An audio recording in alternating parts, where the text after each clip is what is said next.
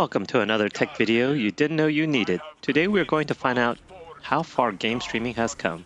The background footage you are seeing is an Asus ROG Ally with Destiny 2 being streamed over Wi-Fi using Moonlight and Sunshine from a local desktop PC dedicated to streaming. I think the audio video quality looks really good, and I can't spot any lag between the Ally and the server monitor. If you're like me, you use your handheld PC at home most of the time.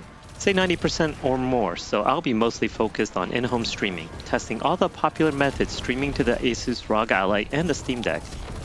We will be taking an in-depth look at input lag, which will be latency measured in milliseconds. If you like a lot of numbers, then this video is for you. So I have an older PC desktop that I have set up dedicated to act as a game streaming server. I know some of you already have a gaming desktop, which would work just fine as a streaming server, so why would you want a dedicated one? First, if you have older hardware, this is actually a pretty nice use for it. Remember the target client you will be streaming to.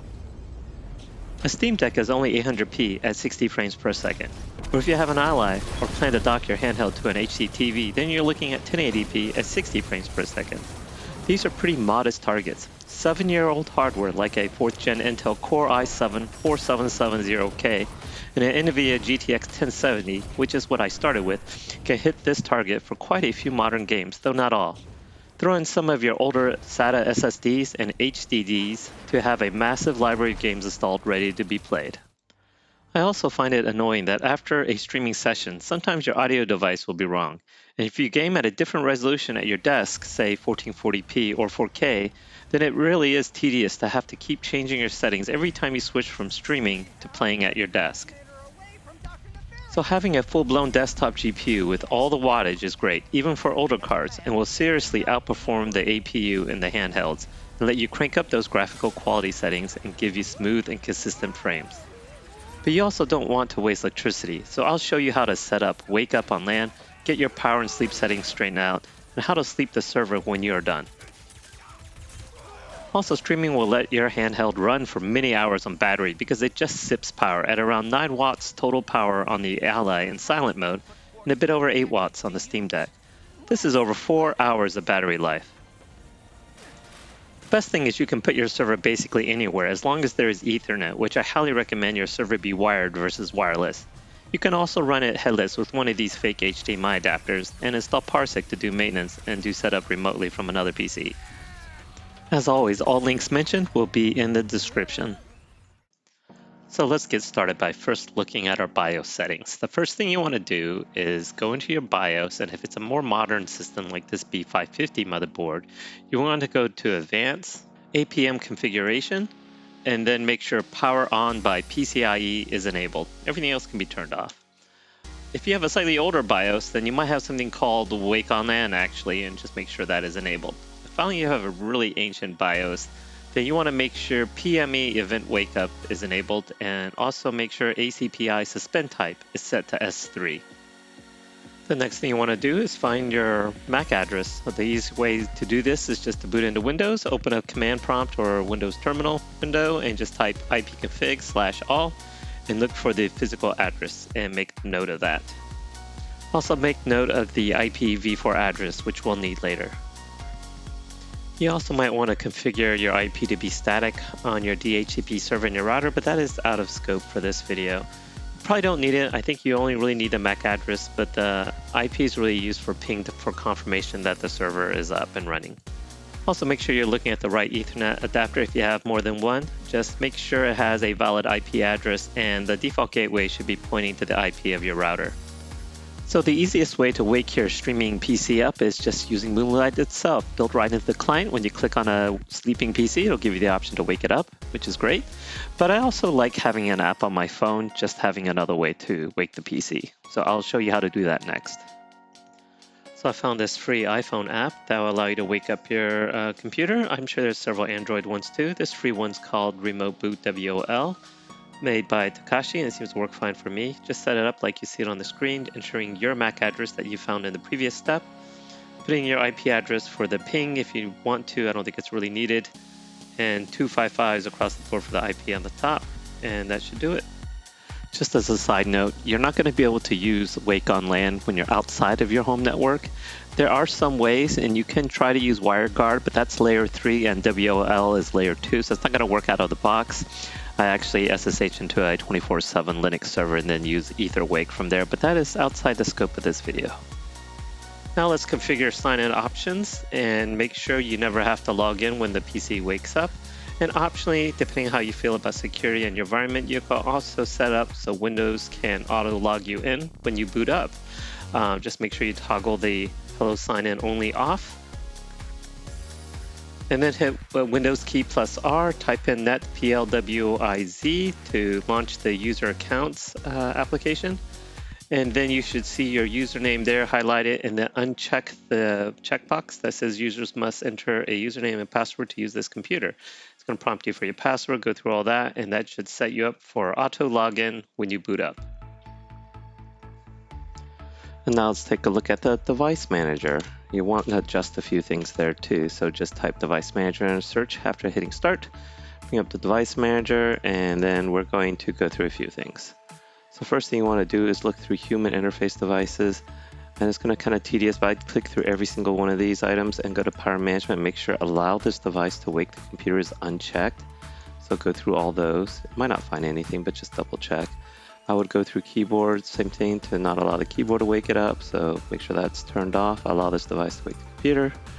Then you also want to do mice, do the same thing, and then come down to network adapters. Now this is important. Find the Ethernet adapter that you're using. It's this one here on mine. Go to power management and make sure all these are checked, especially allow this device to wake the computer. So you do want it to wake it because that's the wake on LAN. It's going to go through this. And then next want to make sure only allow a magic packet to wake this. If you don't have this checked, this can cause issues where your computer will wake up randomly, and you don't want that. So I would go through all the network adapters, make sure everything else is completely off, but just the one that you're using for WOL is on. And then continue down. Let's take a look at all the universal serial bus ones, so all the USB ones. Just make sure, again, I would go through all of them and just double check. Make sure it's probably grayed out, but just make sure that it can't wake the device. So go through USB and USB devices. So go through these two just to double check and make sure. That should do it for Device Manager, and that will help keep your computer asleep when you want to sleep and make sure it can still do Wake on LAN. Next, I'll take a look at power options. So search power, edit power plan. And then the main thing, I would just make sure that I have it on turn off the display in 30 minutes and put the computer to sleep in 30 minutes. So this is if the computer wakes up because it's doing updates or something. It's not going to stay awake for more than 30 minutes when you're not around. So you're just not going to wake up in the morning and find your computer just on all the time. That would be bad. And then if you do find weird issues like what woke up my computer is on for some reason, open up terminal and just type power config/last wake. And that will tell you what woke up last, if there was a specific device or something. Now we're going to set up the server-side streaming software. First thing we're going to do is we're going to disable NVIDIA game streaming. So come over to your NVIDIA GeForce experience. That is if you're running an NVIDIA card. If you're not, you can ignore this step. Then come over and click on the gear icon and then go to Shield, and then make sure game streaming is toggled off. And we're going to use the open source version called Sunshine instead. And you'll see the numbers later, but the performance was really close, and you'll never know when NVIDIA is going to shut off game stream because they have already announced earlier this year that they're going to stop supporting it. So let's go ahead and move to Sunshine for now because it's still early in development. It's already really, really good, and there's some other reasons why I prefer it over NVIDIA game stream. So have that toggled off. You will go over to the GitHub, to the Sunshine page, and then head down to releases basically. So let's see, come over here to releases, version .20 is the latest. Come down to assets, make sure you click show all assets, and just find the Sunshine Windows installer exe and download that and install it. Once you have Sunshine installed, you can come down to your tray. It should be already running as an icon. Open Sunshine, open up your browser, set your username and password. I definitely suggest that you do that.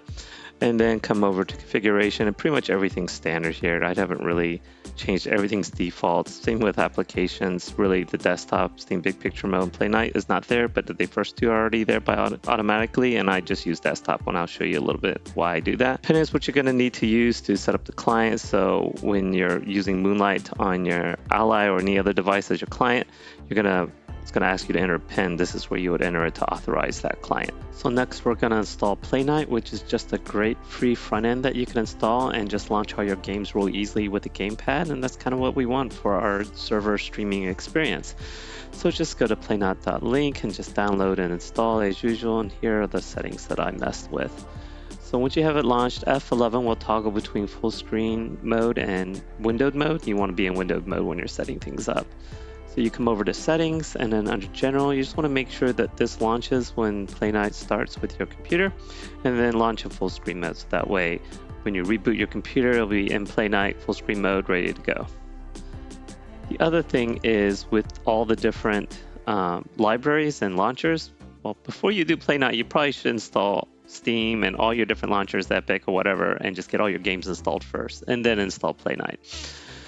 You want to come over to add-ons, and then you can come under libraries and battle that gave me problems like installing imported or import installed games did not work for me. I had to connect to the account. Import not installed games, authenticate, and it doesn't remember the authentication. Every time you reboot or restart Playnite, you have to re-authenticate, which is really annoying. That import everything in your library, and then I just have to hide the ones that aren't installed. So mainly this was for Diablo IV. Most of the other ones work fine, just importing your installed games. And you'll get some dupes like with Xbox Game Pass and also showing up an EA app. So you want to be able to hide one or the other. Same thing with Steam, like Jedi Survivor or something. You bought it on Steam, it'll show up twice, once in Steam and once in EA app. I would hide the EA app one and just keep the Steam one. Once you have everything set up, and then if you installed some more games after this is installed, just come over to Update Library and just update all or one of the launchers. When it's done, hit F11. It'll relaunch into full screen mode. This is where you could control everything with the gamepad. It's a really nice interface. I really like it. You can favorite things, sort by recently played. As you can see, I have like 183 games installed on this machine, which is quite a lot. Yes, I'm playing all 183 at the same time. And then what you can do, which is really nice, is if you come over here up to the top, over to where the little controller is, you have a lot of very useful menu items here that you can mess with. Mainly suspend, so when you're done playing, you can suspend or restart. Or of course minimize if you need to work on your desktop. So now let's move over to the client. Here I'm on my Asus ROG Ally, and you want to install Moonlight. And then you can easily add that to Armory Crate. And then once I have, I'll fire it up and I'll show you my settings. Okay, here it would probably discover your server machine. You click add it, and then it's going to prompt you with a PIN, and then you take your PIN, go back to the server, and then just enter the PIN under the section I showed you under Sunshine earlier. Here are the settings I have. You can set up to 1080p or 120 frames, which is really nice and really cuts down latency, and I'll show you the numbers later. But right now I have on the lowest common denominator at 1080p 60 frames per second, which will cover my HDTV. It's the same for Steam Deck. I like to boost the video bitrate to 50 megabits per second. The other thing I want to make sure you switch to is borderless windowed mode. By default, it's on full screen. I had problems with that. Like the client would just lock up when I try to exit, hitting start, select, and LB, RB. You hit them all four at the same time. That's supposed to disconnect from the server. It would never work for me in full screen. It would just kind of freeze up. So putting on borderless windowed seemed to fix it for me. So now when you click on your server, you'll have your applications that were defined in Sunshine. The only one we really care about is desktop. So when you start it, you'll see that nice Playnite interface that we had set up on the server. And now you can use your gamepad to control it and launch your games. The last client I would suggest setting up is Chiaki to stream your PS5 games to your Ally or your Steam Deck. So you can play like exclusives, like maybe the new Spider-Man coming out on your portable handheld. Anyways, if you're going to use the Steam Deck, I would recommend Chiaki for Deck. I haven't personally used it, but I heard good things. I'm just using the old flat pack for now, but I will be switching over to this pretty soon. And then for the Ally, the official release of Chiaki just ran like a stuttery macro blocking mess. So instead I found this unofficial build here from this Reddit post. So I'll have the link in the description, but this one right here worked pretty well. So here you can see I increased the bitrate to 30,000, the audio buffer to 9,000, and use hardware decode method of DXVA2. And those are the main settings you want to change. And here are the Moonlight settings for Steam Deck, and you can see they're basically the same as the Ally, except you can leave display mode on full screen. It seems to work fine, and you can still disconnect. And here are the settings for Chiaki on Steam Deck. And basically you want to set bitrate to 10,000. I have audio buffer set to 9600. Hardware decode method is VAAPI. So let's see what it looks like to start up a game and stream it end to end using the Asus ROG Ally. So first you would wake up the Ally, and then you would be in Armory Crate normally, and then I would start up Moonlight. At this point the streamer is asleep right now, so you can actually wake it up right from inside Moonlight, which is great. Just give it a second to boot up or to actually come out of sleep. Now we go ahead and connect to the desktop of the streamer. Then we would fire up our game.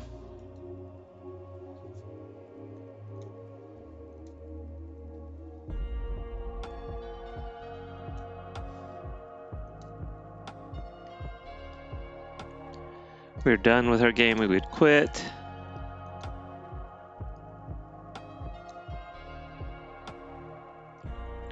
Playnite comes back up, back out, come over to the little controller icon and go ahead and suspend the system. And while it's sleeping, just go ahead and hit start select L1 R1 or RBLB, whatever you want to call it.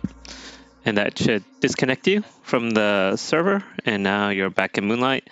If you just hit B, and just hit A, and that will close Moonlight, and you're back in Armory Crate. So now let's run down the specs. Obviously, depending on your hardware and your network, your results could vary greatly from mine. So we'll start with the server. At the beginning, I had much more meager hardware, much older hardware. I had a Core i7-4770K and a GTX 1070. And it worked pretty well, actually. But since then, my youngest son is going off to college, and I bought him a new Lenovo Legion laptop. And you can check out the review if you want. I did on this channel. And so I took his desktop and converted it into a dedicated server. So obviously, this one's a lot beefier with the RTX 3090, an AMD 5700X, 32 gigs of DDR4, 3600 RAM, and then a bunch of SSD and HDD drives. So lots of storage. Yeah, it's a bit overkill, but it should last me way into the future. Next up is my wireless access point, which is a Uni5 U6 Pro. It is Wi-Fi 6, but not 6E. So unfortunately, I'm unable to test 6E on the Asus ROG Ally. I run a MikroTik RB4011 router, and it really works well for me. And finally, it's all tied together with a Uni-Fi USW24G1 24-port managed switch. I have Cat6 throughout the house. And my internet is AT&T Gigapower fiber to the premise, getting a gigabit up and down with a 3 millisecond ping. Obviously, the internets don't really matter for the most part in my testing, but I do a little testing with GeForce Now and xCloud. So here's my testing methodology. Since I don't have any fancy equipment, I just use my iPhone and shoot in slow-mo. That's 240 frames per second. Then I take that video and load it into Virtual Dub. Now I scan through and try to find the exact point where the button is fully depressed, and then make note of that start of that frame. So about right here, I'm kind of looking at the reflections to see where it kind of stops. And then I'm looking at the screen, and I keep advancing forward. And as soon as the first frame where there's some change, like maybe right there, as you can see, it kind of blurs, I make note of that's the end point. So I have the start point when the button is fully depressed, the end point when I first see a frame change. I make note of the frame numbers, which are down here. So I have a start and end, and then also I do file information, and I can also see that and confirm that it is indeed 240 frames per second. Sometimes the iPhone bugs out and it shows like 180. You should just reboot your phone, and then once it's rebooted, it should start recording at 240 like expected. Then I have this nice little spreadsheet I made. I punch in the start frame where the button was fully depressed, the end frame when I first see a change in the image. Subtract the two, that gives me the lag frames. I input the frames per second it was recorded at, which was 240 from the file properties. And then finally, I calculate the millisecond lag, which is basically the lag frames divided by the frames per second it was recorded at times 100. Then I do this again, a total of 3 times, take an average, and if there's no big outliers, then that's the number I take. So here are the results, but before we dive into it, there are some caveats I wanted to mention. When I started this project, my methodology wasn't very good yet. I was just using my thumb for the first few videos before moving on to the much more superior pencil erasure method. Because the hardest thing is determining which frame the button is fully depressed and doing it in a consistent manner. Because being off by even a few frames will change the results by a few milliseconds. So the first thing I wanted to test was recording Destiny 2 running local native on device. So I started with the Ally with no cap and it's running around 82 frames per second. I was getting a very respectable 8 milliseconds. Just for comparison, running on my very high-end 4090 desktop PC by pressing the spacebar on my wired keyboard for jumping and recording the frame times there, I'm getting a very fast 2.36 milliseconds. So if I suck at trials, it is definitely not due to input lag. Then just for comparison, we're looking at the Series X and PS5 on console. Now this is obviously using these wireless controllers. It's running through an old Vizio 80-inch HD TV that's only 60 FPS, and then through a whole home theater receiver system. So all that kind of adds some lag, but as you can see, it still runs at a very smooth 12 milliseconds and feels very responsive. Next, I'm doing different frame rate caps just to see how that input affects input lag. So at 60 frames, we're right around 11 milliseconds. Capping at 40 frames, we jump up to a pretty big jump up to 15.56. And then we're almost at 17 milliseconds at 30 frames per second. So between 80 frames to 30 frames, you're pretty much doubling your input lag. Also note the Steam Deck number capped at 40 frames per second. I don't believe it and I don't trust it. This is one of the first numbers I did and the recording wasn't very good. Since it was my thumb and I couldn't really see, I since wiped that Windows 11 SD card and used it in my Ally, so I can't even refilm it and retest it. So I just left it up here, but I don't trust it at all. Next, I wanted to look at the different in-home streaming services, at least the biggest ones. The first is the most obvious, Steam streaming, and makes it really convenient to do it on Steam Deck, and it's actually quite good at 13 milliseconds on the Ally. Then we move to the nvidia game streaming. So this is built into GeForce experience. So if you turn that on there, you can try it out. It is actually a very good near 10 milliseconds, a little bit under. Then we look at Sunshine, which is the open source replacement for nvidia game streaming. And it's only 1 to 2 milliseconds slower. So it's actually not bad at all. Considering how early it is in development, I'm very impressed. And I think it's worth it just to switch to Sunshine right now, since you never know when support for nvidia game streaming is going to be turned off. Now, as you can see, between Ethernet and Wi-Fi is a couple of milliseconds, but realistically, most of you are going to be using Wi-Fi on a handheld. These Steam Deck numbers seem really off to me, like there's no way Ethernet and Wi-Fi are the same. So again, I chalk this up to early kind of poor filming and methodology, so I would probably ignore most of these numbers. The Steam streaming might be kind of close, but ignore these. One thing I did want to point out is the difference between 120 frames per second streaming over Sunshine and 60 frames per second. It's quite a good drop. I mean, you're going to save about 2 to 3 milliseconds, and it does feel smoother. So if your hardware and your network can support it, give that a try. Next, we have numbers from Chiaki to stream from PS5. This is very handy if you're going to play some of those PS5 exclusives, maybe that new Spider-Man game coming out. And these numbers are accurate, so 25 milliseconds on the Ally using the unofficial build, since the official build didn't really work well at all. So I don't know what's going on here. It felt pretty good to me, but the numbers here aren't great. The Steam Deck is actually doing a lot better. So overall, I think the Steam Deck is better for PS5 streaming. Now let's look at some cloud streaming just for comparison. This really surprised me. GeForce Now is actually really, really good and really low latency. So at 13 milliseconds for the Ally, and I'm not sure this is realistic, but that's what I have. I can't remember if this is accurate or not, but around 2 milliseconds on the Steam Deck. So yeah, GeForce Now is excellent. Destiny 2 is not on xCloud, so I couldn't test it there. So basically, if you're going to stream over the cloud, you're looking about somewhere around the 40 frames per second mark if you were running locally. So those are roughly equivalent, which is kind of mind-blowing. Finally, I wanted to look at some docked numbers. So this is going to add latency from the HD TV, your wireless controller, your home theater, all that. So just realize it's definitely going to add some lag. So here it's docked, running on device. I assume this was FPS unlocked, uncapped, so 13 milliseconds. And then this would be docked Ethernet streaming using Sunshine at 16 milliseconds. So between your two most common use cases, I would say Sunshine Wi-Fi at 10 and then Sunshine docked with Ethernet. It's a pretty significant jump. You're looking at another 5 to 6 milliseconds when you're docked. Here's some graphs I just threw together. I don't know how useful this is, but here's the 15 millisecond mark.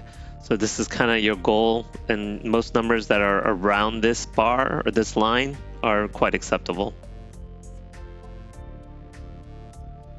Now let's look at another game, Hollow Knight. So this is just representative of a more simple 2D game where you won't have any issues running at a full frame rate locally on device. The Ally comes in at a really nice 7 milliseconds. In general, I felt on the consoles this was a little bit laggier. I don't know why, but maybe it's because of nvidia reflexes on Destiny 2. I don't know, but in general, latency seemed a little bit higher. I don't know why, but Chiaki performed quite a bit better on the Ally here in this game, Hollow Knight versus Destiny 2, and was very comparable with the Steam Deck. GeForce Now numbers look really good.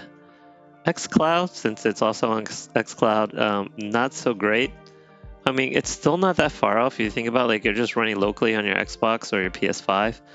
But compared to GeForce Now, yeah, it's not even close. And then your dock situation is about the same. And here's the graphs. Again, we're looking at the 15 millisecond mark. Sorry, it shifted over here in this graph. And so that's kind of your target goal, to try to stay around or under that. Most of the numbers look pretty good. If you're curious, I did test a little bit of Diablo IV, which on the Steam Deck docked on Ethernet, it was getting 13 milliseconds, and about the same for Ratchet Clank, so those ran quite well. I also tried running Moonlight on my Fire TV Cube on my downstairs LG TV, which is not as good as my Vizio, and it felt pretty laggy at 20 milliseconds. I could definitely feel the difference, and also the audio was delayed, so it was just not a good experience. On that same TV with my Steam Deck, as you can see, it ran much better with no audio lag and felt a lot more responsive. Final thoughts and conclusion. I'm a bit blown away how good streaming has gotten over the past few years. Here are some key takeaways.